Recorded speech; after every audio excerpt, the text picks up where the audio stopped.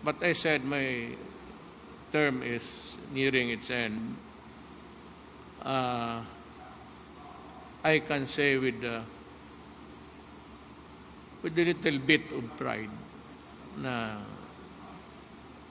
halos lahat na pinangako ko, natupad ko. Dito na lang sa peace and order na.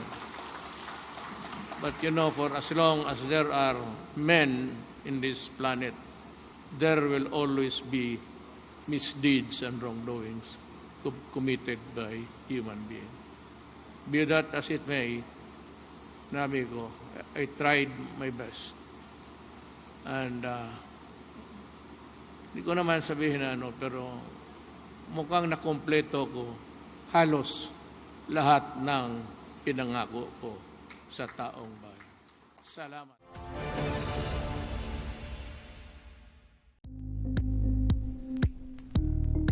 Thank you for watching Politico TV. Please like and subscribe to our channel for more videos.